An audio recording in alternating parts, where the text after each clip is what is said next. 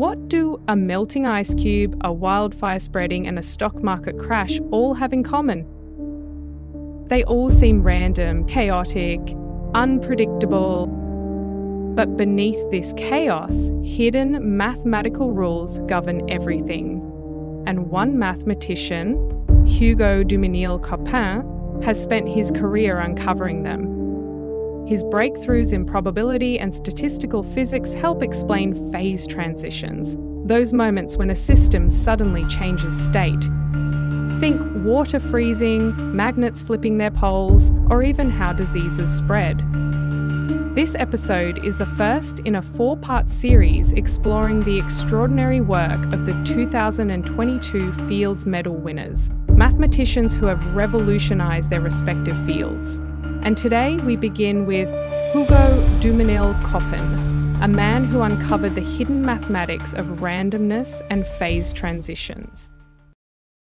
The Fields Medal is often referred to as the Nobel Prize of Mathematics, though it has its own unique prestige. Established in 1936, the medal is awarded every 4 years to outstanding mathematicians under the age of 40, recognising exceptional contributions to the field.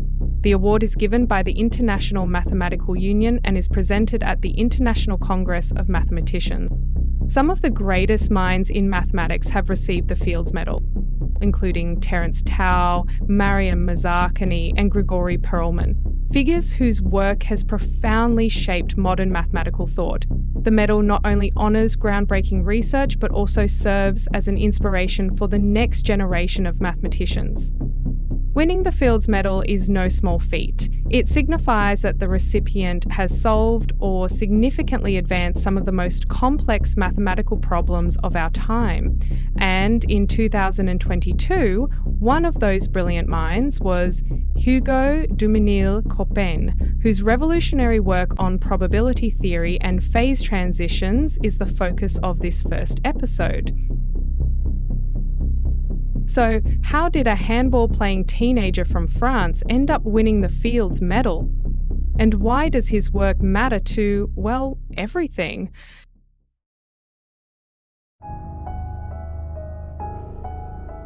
Hugo Duminil-Copin was born in 1985 in Châtenay-Malabry, a suburb of Paris. But unlike many of his fellow Fields medalists, he wasn't a child prodigy. Actually, he wanted to be a professional handball player. His father, a sports teacher, and his mother, a former dancer turned teacher, encouraged him to explore many things: sports, music, science. It was all part of his upbringing. It wasn't until high school that mathematics caught his full attention. Even then, he wasn't at the top of his class. When he attempted to qualify for the International Mathematical Olympiad, he failed. But what he lacked in raw speed, he made up for in perseverance and creativity. His fascination with patterns and structures led him to the prestigious École Normale Supérieure, where he initially pursued physics. But something about physics felt incomplete.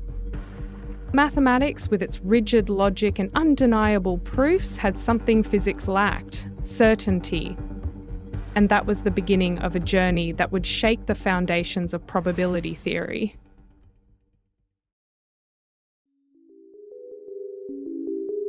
Duminil-Copin's field of expertise is statistical physics, a branch of physics and mathematics that studies systems with a large number of interacting components, using probability and statistical methods to predict behaviour.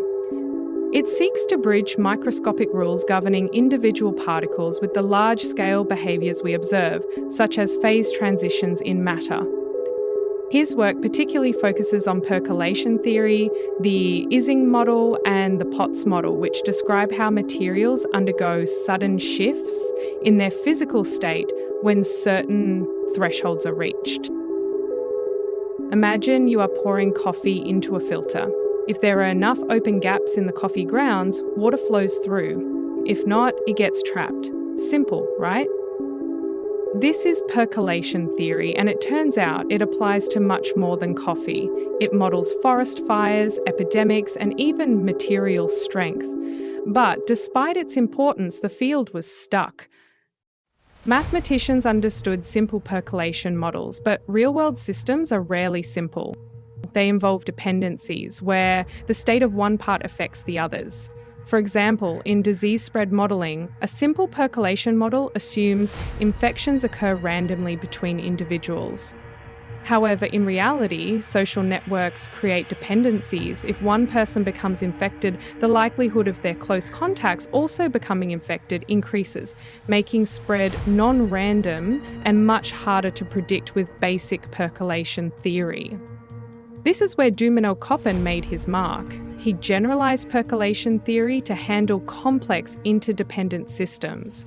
His work revealed exactly when a system will undergo a sudden transition, a tipping point where order dissolves into chaos, or vice versa. And one of the most important places this happens is magnets.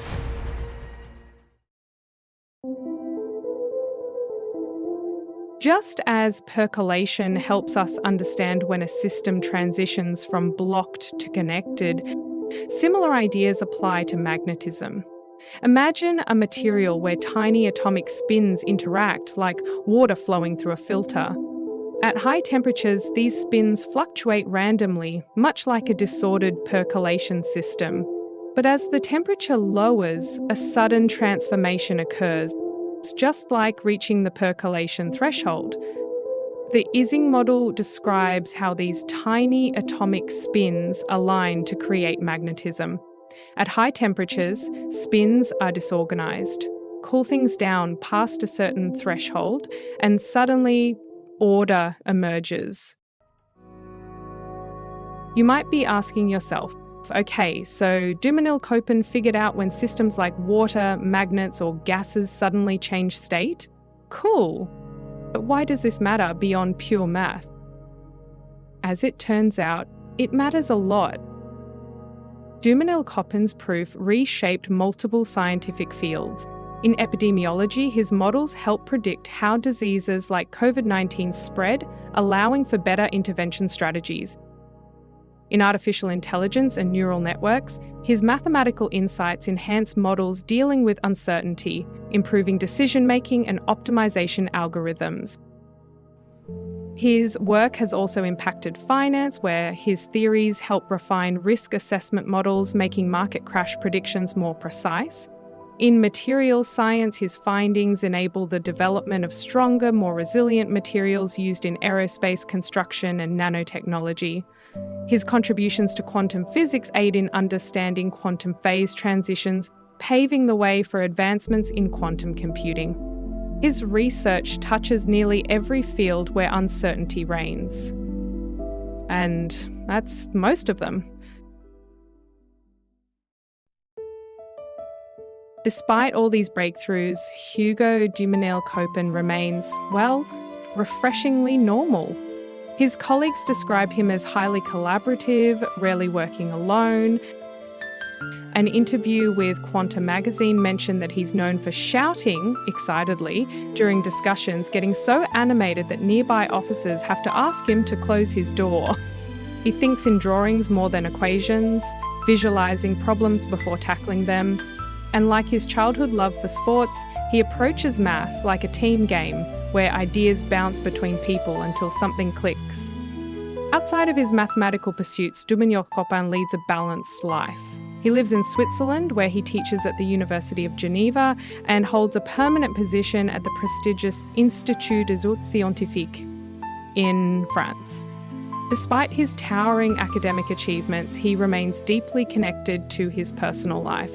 He is married and has a daughter, prioritizing family time amidst his intense research schedule. His love for sports continues, often serving as both a physical and mental refreshment. Mathematics has long been seen as the art of order and precision, but Duminil-Copin's work reveals something deeper, that even in chaos, there is structure. The next time you see ice melt, or hear about a market crash, or watch a viral trend explode online, remember, somewhere in the randomness, hidden mathematical laws are at play. And thanks to mathematicians like Hugo Duminil-Copin, we're starting to decode them.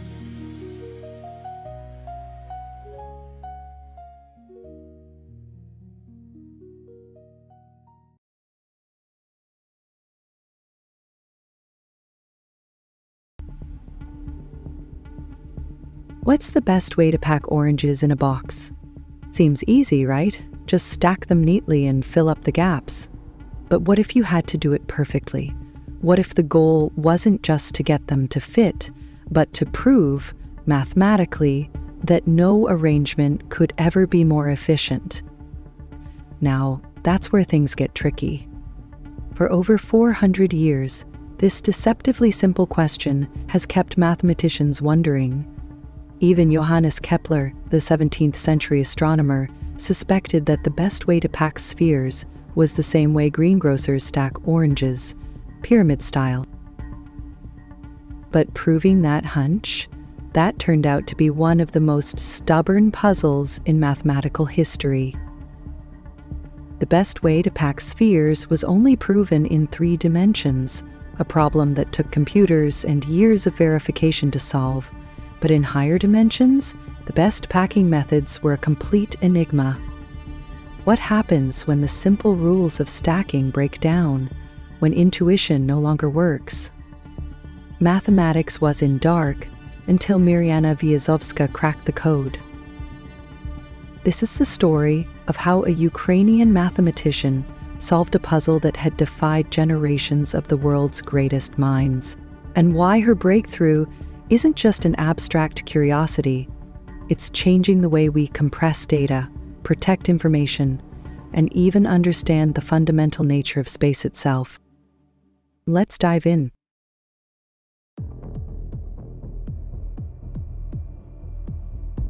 Maryna Viazovska was born in Kiev, Ukraine, in 1984. From an early age, she was drawn to numbers, fascinated by their structure and patterns. She attended the Kiev Natural Science Lyceum, a specialized school for students excelling in math and science. There she was mentored by Maryna Viazovska, a former research mathematician who introduced her to the beauty of higher mathematics. She competed in mathematical Olympiads, but despite her brilliance, she faced setbacks. In her final year, she ranked 13th in Ukraine, just missing the cut for the country's International Mathematical Olympiad team. But failure didn't discourage her. It fueled her resolve. After earning her bachelor's degree from Taras Shevchenko National University of Kiev, she pursued advanced studies in Germany and Switzerland. She earned her PhD from the University of Bonn, focusing on modular forms, a key mathematical tool that would later help her revolutionize sphere packing. Sphere packing is exactly what it sounds like, figuring out how to fit spheres together in the most efficient way possible. It's a question that has implications in error-correcting codes, signal processing, and even physics. In 3 dimensions, the best way to stack spheres was proposed by Kepler and later proven by Thomas Hales in 1998. Kepler's conjecture had long suggested that the best way to pack spheres in 3-dimensional space was the familiar pyramid-like arrangement, similar to how oranges are stacked at a grocery store. But proving this mathematically required exhaustive computer verification, leading to one of the most complex proofs in modern mathematics. Hale's proof relied on computer-assisted calculations to check vast numbers of potential arrangements, making it one of the first major proofs to heavily depend on computational verification. But what happens when you take this problem into higher dimensions? Suddenly, intuition breaks down. In 4 dimensions, 5 dimensions, and beyond, the relationships between spheres become far more complex, and the neat rules that govern 3-dimensional packing cease to apply. Brute force computations are no longer feasible, and new mathematical tools are needed to even approach the problem. Mathematicians suspected that the E8 lattice in 8D and the Leach lattice in 24D were the best solutions for sphere packing in their respective dimensions. But what exactly are these lattices, and why do they matter? Imagine arranging marbles on a flat table. The best way to do this is in a hexagonal pattern, where each marble is surrounded by 6 others in a honeycomb-like structure. This same idea works in 3 dimensions, where spheres naturally settle into a pyramid-like stacking, just as oranges are arranged in a grocery store. But when you extend this idea to higher dimensions, things become much more complicated. The simple stacking patterns we see in low dimensions don't work anymore, and instead, intricate mathematical structures emerge. The E8 lattice in 8D is one such structure.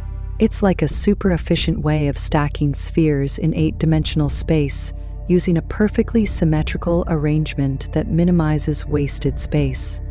Similarly, the Leech lattice in 24D is an even more extraordinary packing method in 24 dimensions.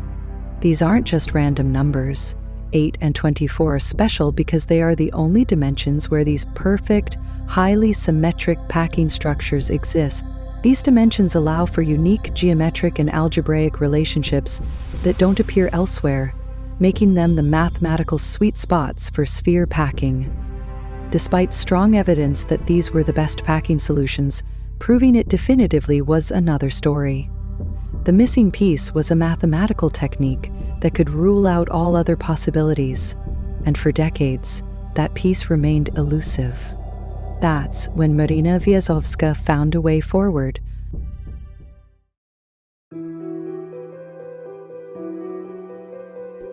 In 2016, while working at the Berlin Mathematical School, Viazovska made an astonishing discovery. Using an elegant approach based on Fourier analysis, she constructed a function that allowed her to prove that the E8 lattice is the densest sphere packing in 8 dimensions. Her method built upon previous work by Cohn and Elkies, who developed a theoretical framework for proving sphere packing bounds, but they lacked the explicit function needed to complete the proof. Viazovska provided that missing piece. Within a week, she and her collaborators extended the method to 24 dimensions, proving that the Leech lattice provides the optimal packing in that space as well. Her proof wasn't just a solution, it was a masterpiece of mathematical elegance. It was unexpectedly short, fitting into just a few pages, compared to the hundreds of pages and computer verification required for the 3D case. Mathematics isn't just about abstract puzzles, it's about real-world impact, and Viazovska's breakthrough has profound implications across multiple fields. Think about how we send text messages, make phone calls, or stream videos online. Every second, data is being transmitted across the world, but signals are often disrupted by noise, interference from the environment that can corrupt the information.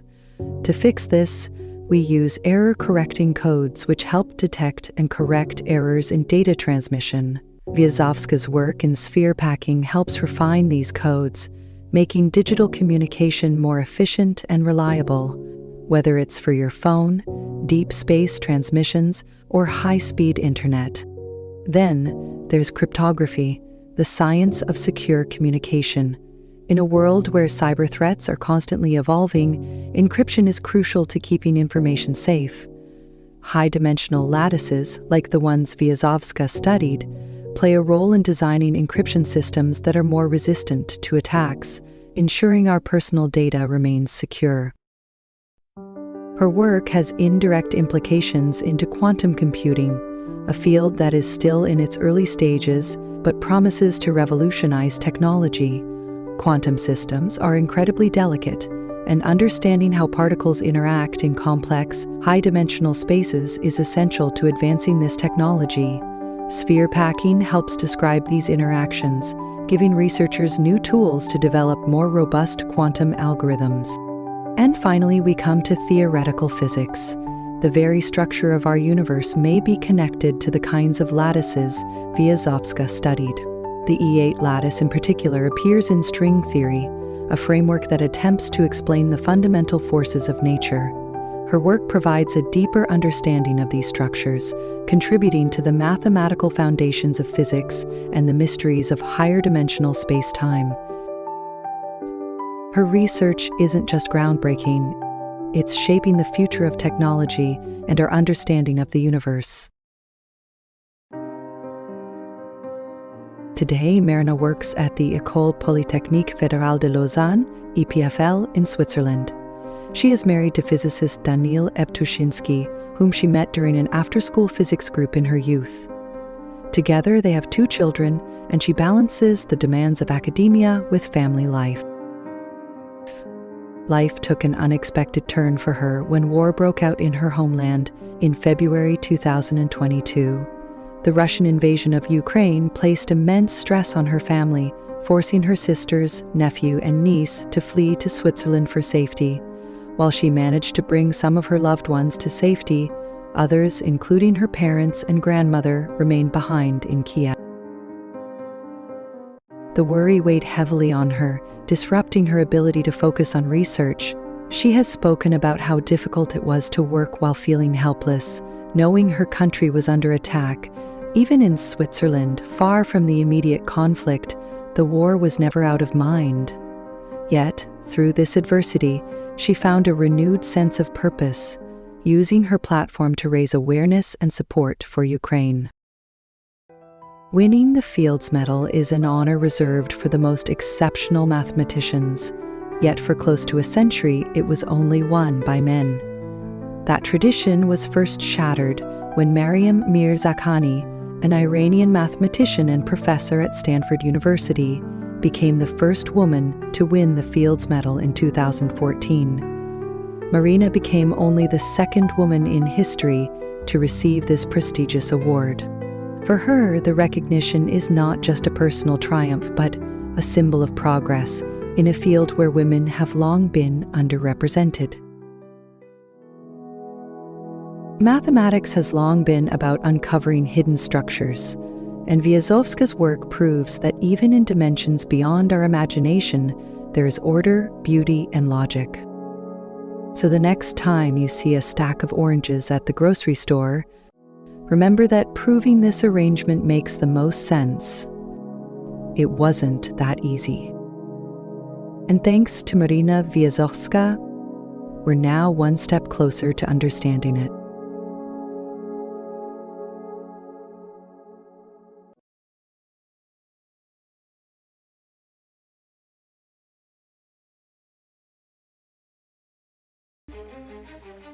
Junhu never set out to become a mathematician. As a teenager, he dreamed of poetry, not polynomial. But life has a way of leading us down unexpected paths. Years after dropping out of high school to write, he found himself drawn to something he had once avoided: mathematics. It wasn't through formulas or equations that he found his way, but through curiosity, through patterns, through the same search for beauty that had once guided his writing. This is the story of a man who wandered into mathematics and, in doing so, reshaped the way we understand the hidden structures of the universe. Someone who found mathematics not in formulas but in beauty. A man who once dreamt of writing verses but instead found poetry in numbers. And in doing so, he reshaped the world of combinatorics, the mathematical study of patterns, arrangements, and hidden structures.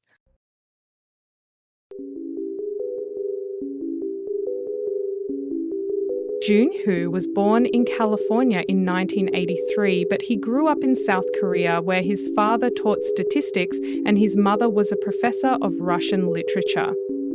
From a young age, he was drawn to words, ideas, and philosophy, but math? That was his weak subject. As a teenager, Hu wanted to be a poet. He dropped out of high school at 16, spending 2 years immersed in writing. He was captivated by the beauty of words and the elegance of language, convinced that he would become a literary giant. But something changed. He realised that poetry was too self-centred, too focused on the inner world. He wanted something external, universal, something that existed outside of himself. And so he enrolled at Seoul National University with the vague idea of becoming a science journalist. For years, mathematics remained an afterthought. Ha failed courses, skipped lectures, and drifted through academia without direction. But in his 6th year of college, he wandered into a class taught by Heisuke Hironaka, a legendary mathematician and Fields medalist. Hironaka was charismatic, unpredictable, and deeply passionate about mathematics. His lectures were less about formulas and more about ideas. Unsolved problems, deep mysteries, and elegant structures hidden in numbers. Intrigued by this approach, began asking questions after class. Soon these questions turned into conversations and then into something more.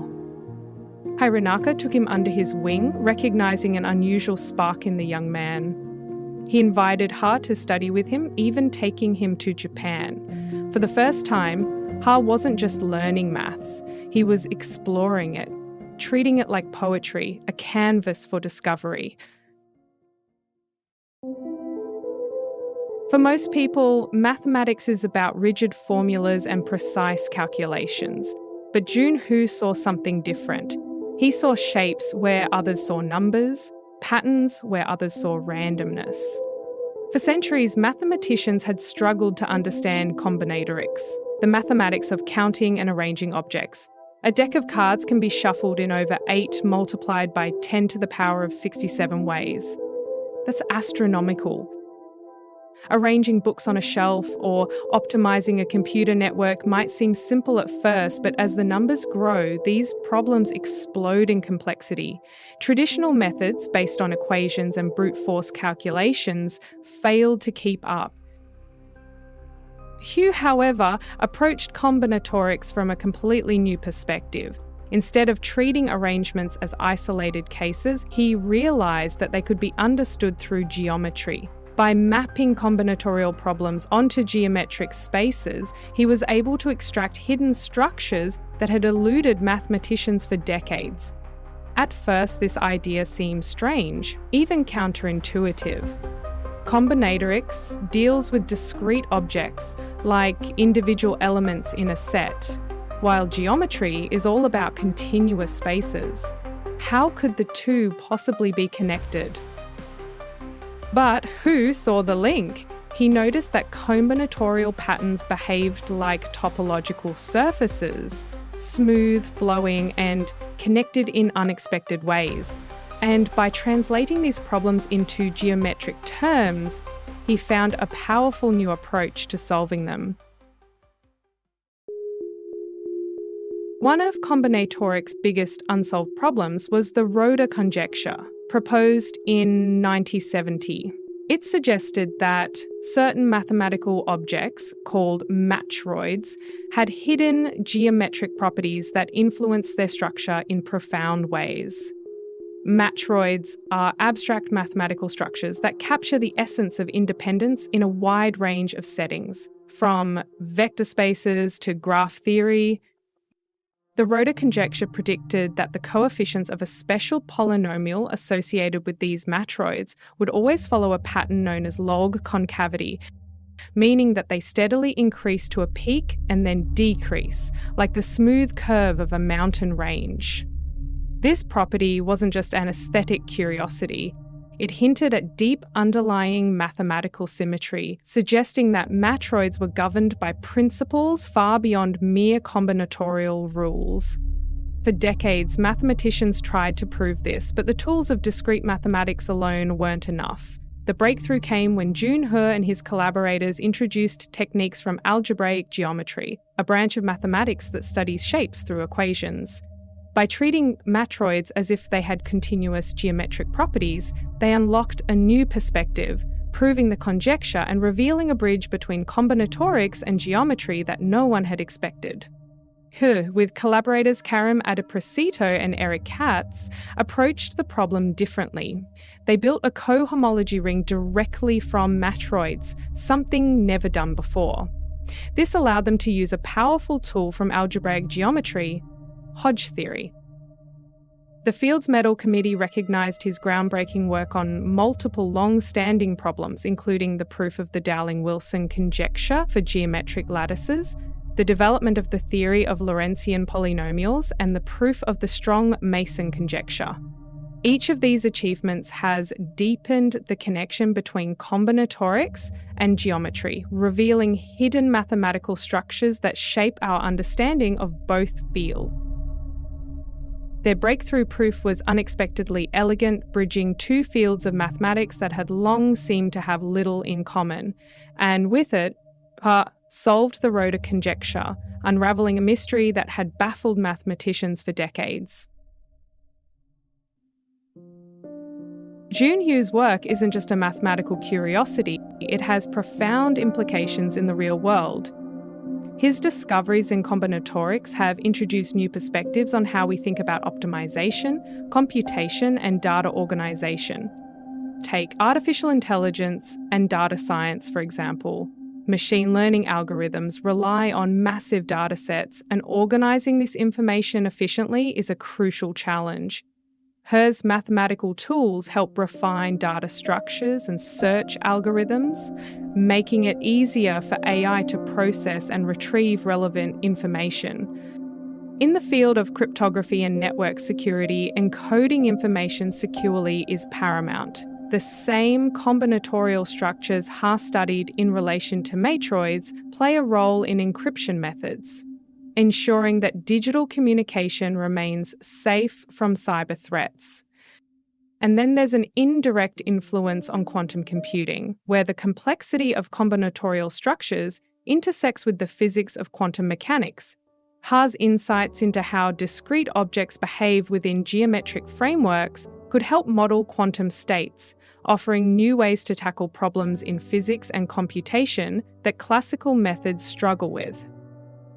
But perhaps the most remarkable aspect of Hu's work isn't just its direct applications, it's the fundamental shift in perspective it offers. He revealed that what once seemed like disconnected fields, combinatorics and geometry, are in fact deeply intertwined. His discoveries open new doors for future research, where mathematicians and scientists alike can explore hidden patterns that were once beyond reach.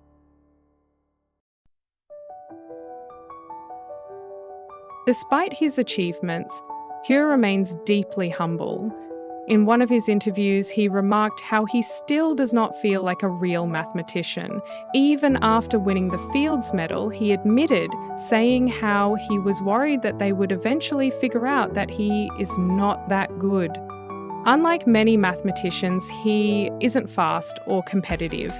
He works slowly, methodically, and intuitively. He believes in taking long walks, letting ideas simmer, and approaching problems with patience rather than urgency. Mathematics to him is like poetry, a search for beauty, a way of seeing the world not in numbers but in patterns, connections, and elegant truths. June Hu's story proves that there's no single path to greatness.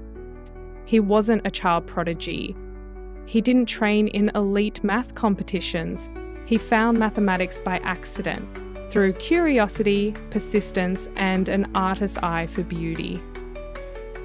So the next time you shuffle a deck of cards or arrange books on a shelf, remember, there might be a hidden mathematical truth waiting to be uncovered.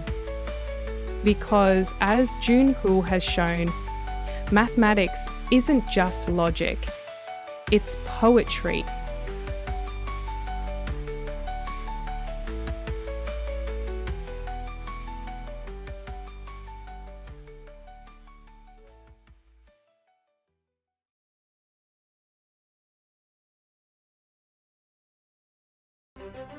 Numbers are everywhere, etched into the fabric of our universe. Some behave predictably, following clear patterns, but others remain stubbornly elusive. Among these, prime numbers stand as the ultimate enigma. Simple in definition, divisible only by one in themselves, yet their behavior defies logic, teasing mathematicians with mysteries that stretch back centuries. One of those mathematicians is James Maynard, a thinker who tackles problems that are deceptively simple to state, yet notoriously difficult to prove. From the hidden structure of prime gaps to the strange question of whether an infinite number of primes can exist without a specific digit, his work has changed how we understand the building blocks of numbers. This is his story. A tale of curiosity, defiance, and a relentless pursuit of mathematical truth.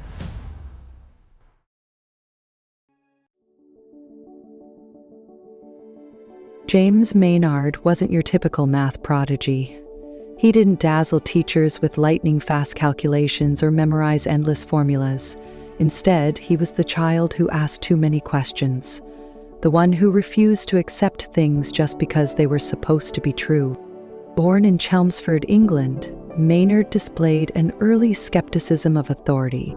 At just 3 years old, during an assessment by a health visitor, he deliberately answered questions incorrectly just to see how the adult would react.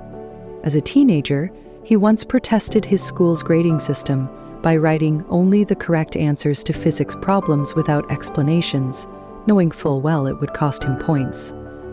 After excelling in mathematics at King Edward VI Grammar School, Maynard continued his studies at Cambridge University, where he completed his bachelor's and master's degrees.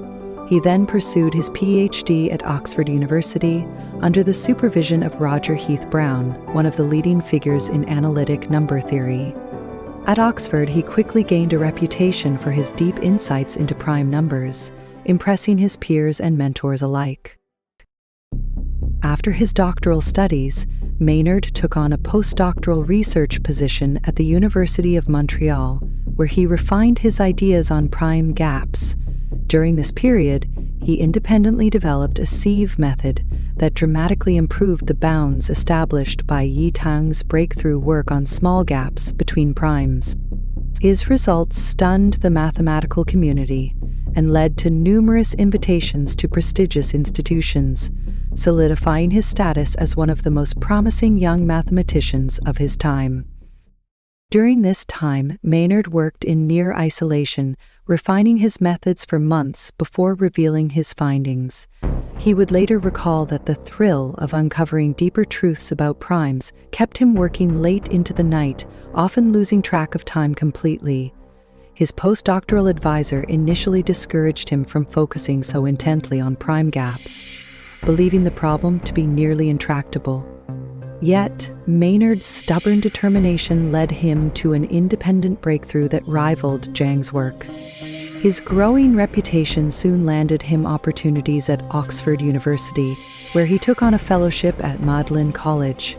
His time at Oxford cemented his place in the field, and it was there that he tackled another unusual question: whether an infinite number of primes could exist that entirely avoid a specific digit.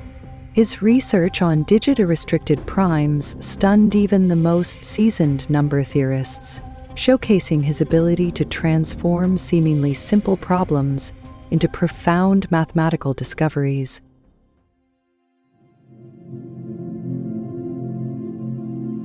To most, prime numbers seem scattered randomly across the number line, yet mathematicians suspect that within their chaotic distribution lies a hidden order, one that, if unlocked, could transform number theory. Number theory is the study of whole numbers and their relationships, and within this field, prime numbers hold a special significance. They are the building blocks of arithmetic, forming the foundation upon which all other numbers are constructed. Every integer can be expressed as a product of prime numbers in a unique way, a principle known as the fundamental theorem of arithmetic. Beyond their theoretical importance, primes play a crucial role in modern technology.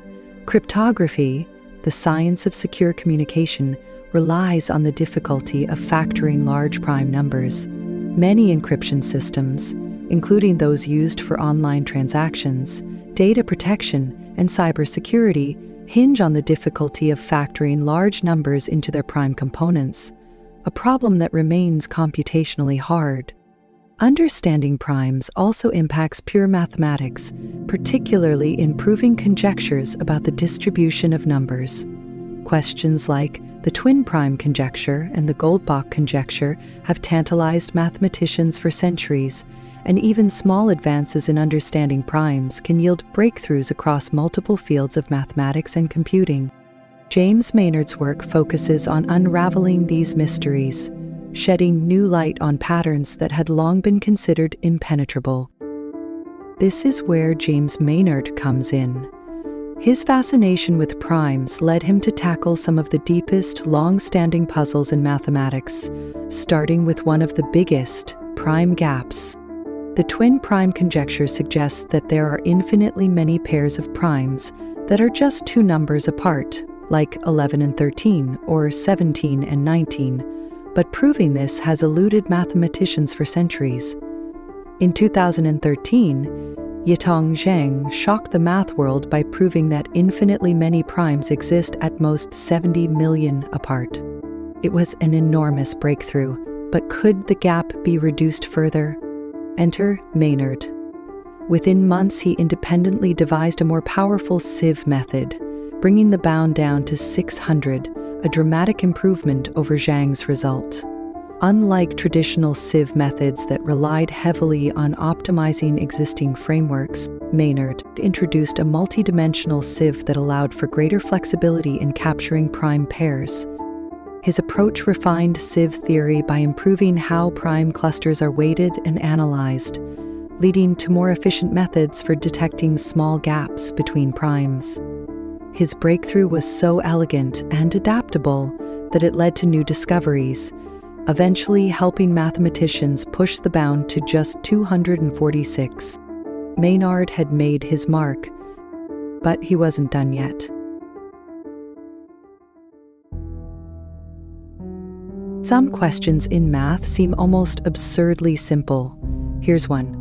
Are there infinitely many prime numbers that don't contain the digit 7? At first glance, this sounds trivial. Of course, there are primes without a 7. But as numbers grow larger, avoiding a specific digit becomes increasingly difficult. And proving that this pattern continues indefinitely? That was an unsolved problem for decades.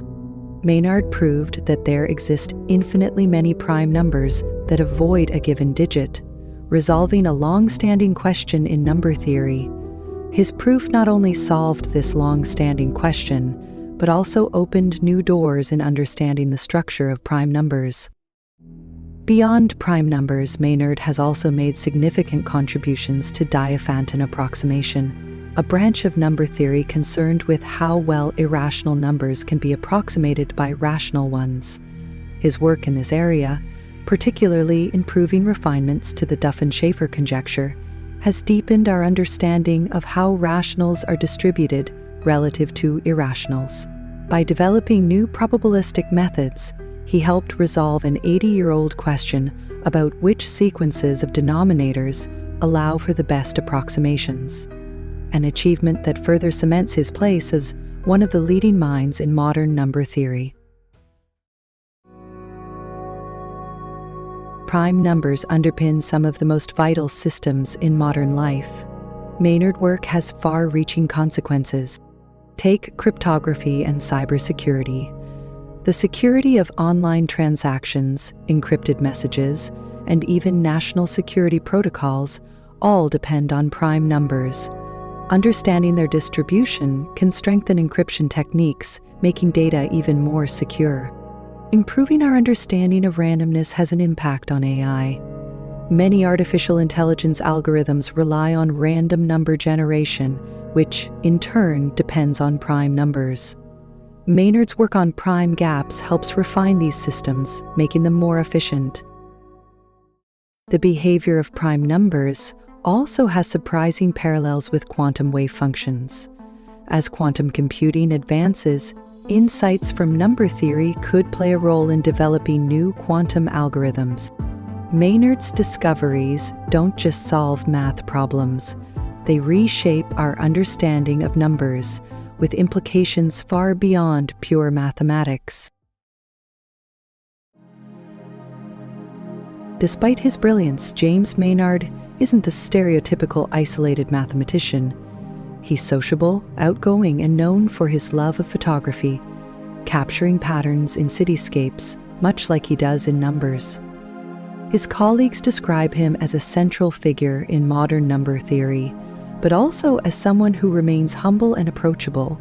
He has a habit of forgetting his glasses, once mistook a stranger for his girlfriend, and yet, when it comes to mathematics, his focus is razor-sharp. Maynard's work on prime gaps, digit-restricted primes, and number theory has reshaped mathematics. But the most exciting part?